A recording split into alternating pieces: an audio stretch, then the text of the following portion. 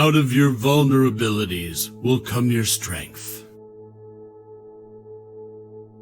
From error to error, one discovers the entire truth.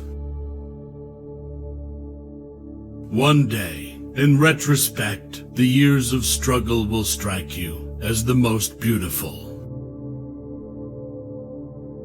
A man should not strive to eliminate his complexes, but to get into accord with them. They are legitimately what directs high conduct in the world. Just as no one can be forced into belief, so no one can be forced into unbelief. The voice of the intellect is a soft one, but it does not rest until it has gained a hearing. Ultimately, after endless rebuffs, it succeeds. This is one of the few points in which one may be optimistic about the future of mankind.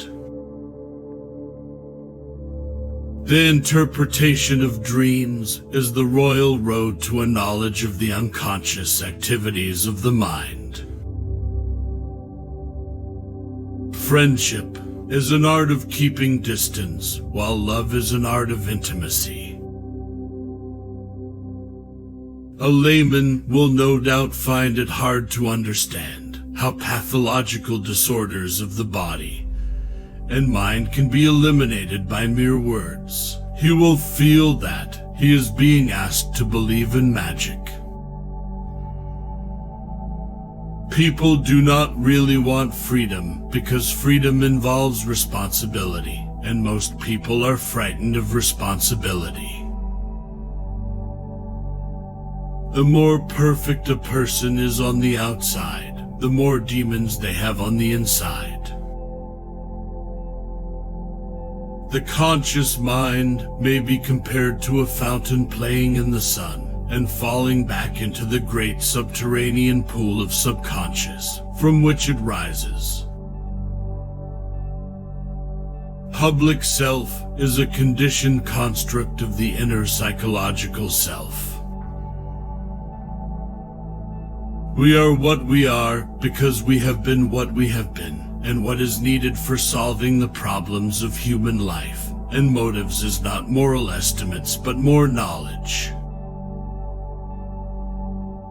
He that has eyes to see and ears to hear may convince himself that no mortal can keep a secret. If his lips are silent, he chatters with his fingertips. The trail oozes out of him at every pore. A woman should soften, but not weaken a man. Religious doctrines are all illusions. They do not admit of proof, and no one can be compelled to consider them as true or to believe in them. Whoever loves becomes humble. Those who love have, so to speak, pawned a part of their narcissism. The behavior of a human being in sexual matters is often a prototype for the whole of his other modes of reaction in life.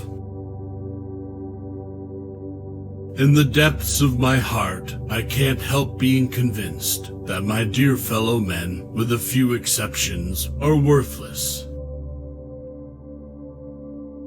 The great question that has never been answered, and which I have not yet been able to answer, despite my 30 years of research into the feminine soul, is what does a woman want? Dreams are often most profound when they seem the most crazy. Children are completely egoistic. They feel their needs intensely and strive ruthlessly to satisfy them.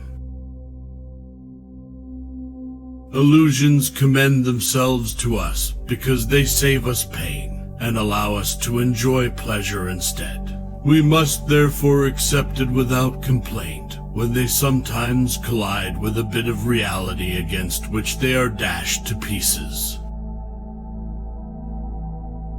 Future ages will produce further great advances in this realm of culture, probably inconceivable now, and will increase man's likeness to a god still more. Words have a magical power. They can bring either the greatest happiness or deepest despair. When making a decision of minor importance, I have always found it advantageous to consider all the pros and cons. The ego refuses to be distressed by the provocations of reality, to let itself be compelled to suffer. The pleasure of satisfying a savage instinct, undomesticated by the ego, is incomparably much more intense than the one of satisfying a tamed instinct. Every normal person, in fact, is only normal on the average. His ego approximates to that of the psychotic in some part or other, and to a greater or lesser extent. The ego represents what we call reason and sanity, in contrast to the idea which contains the passions. Before you diagnose yourself with depression or low self-esteem, make sure that you're not surrounded by fools. We choose not randomly each other. We meet only those who already exists in our subconscious.